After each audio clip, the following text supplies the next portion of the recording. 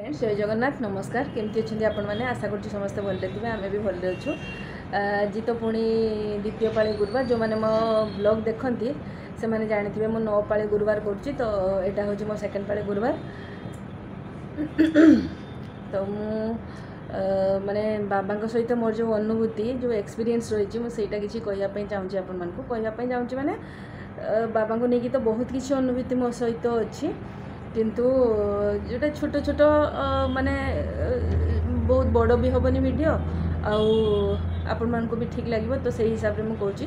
जमती कि 2006 ना आम जाइलु शिरडी से वर्ष मोर सांझ होता तो आम मैंने जो जाइलु ना से मैंने जीवन सारा जमी किसी कथा था ना केवे भी भूली हुए सेमती कथाटा भी आम के आम परिवार पूरा के भूली पारूनी कारण आम चलता ट्रेन ही से आम चढ़ी सेटा मैंने केमती चढ़ी मैंने आम घर बाहरी गलु से दिन एक्चुअली थिला दिवाली सेकेंड दिवाली थिला माने छोटी दिवाली थिला एठी दी बड़ दिवाली और छोट दिवाली दीटा मना जाए तो आम ट्रेन रे जावाई आम 3टा बेले ट्रेन थिला तो आम जाऊँ एमती घर प्राय एठू आम 2 घंटा पूर्व बाहर जाऊ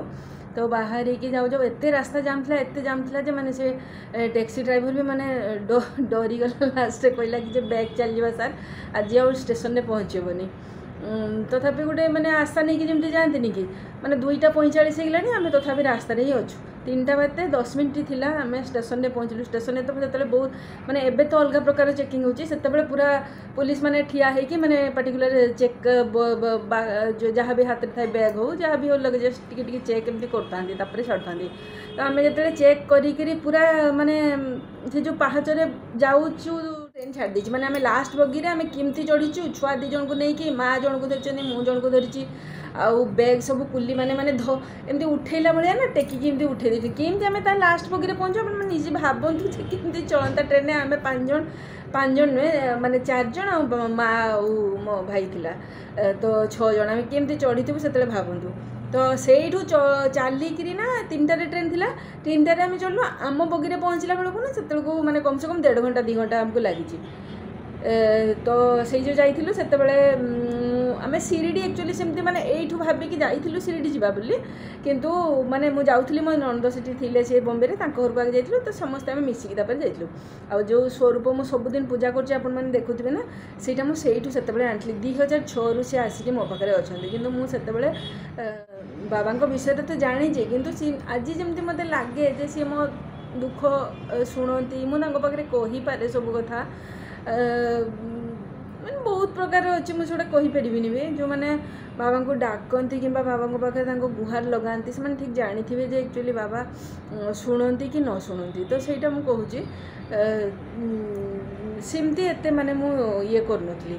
बाहागर थिला तो सेते बेले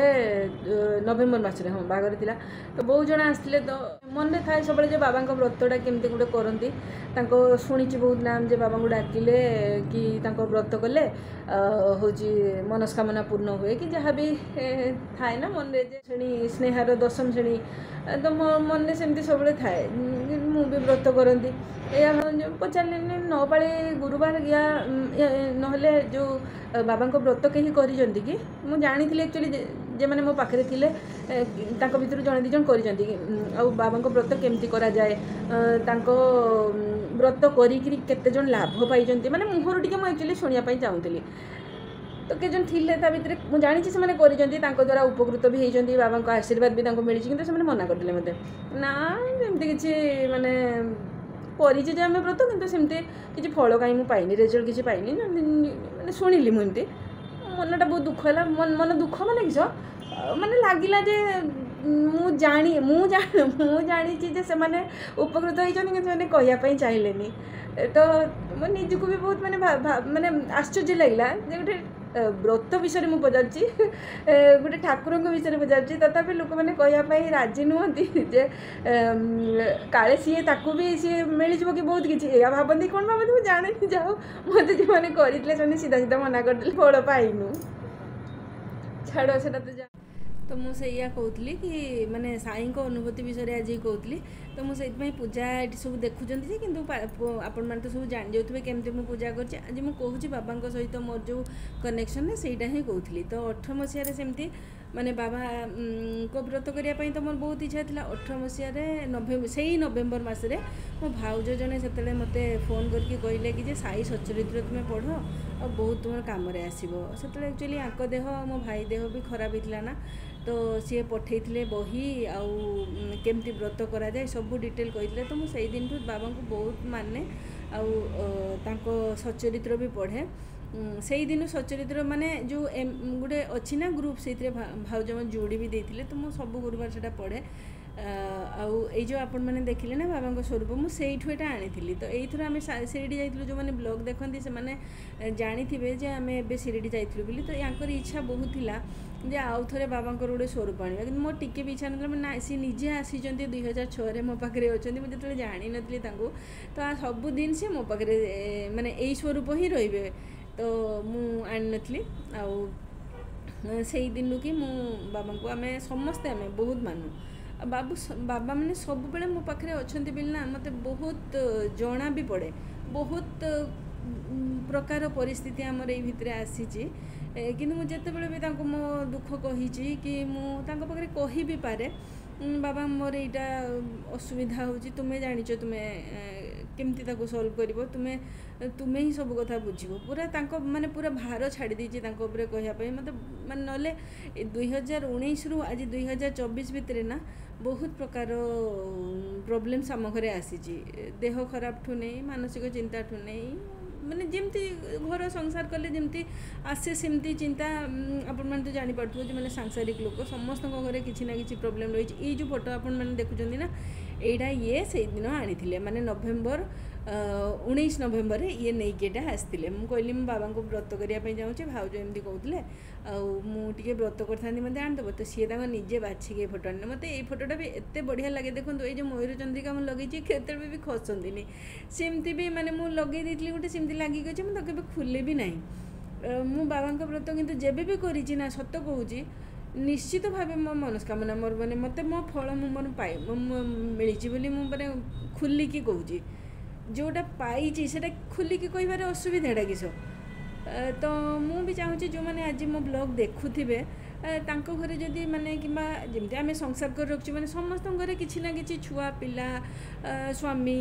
विभिन्न प्रकार असुविधा आसे आपण मैंने निश्चित बाबा को माने आपन को गुहार जणई पारे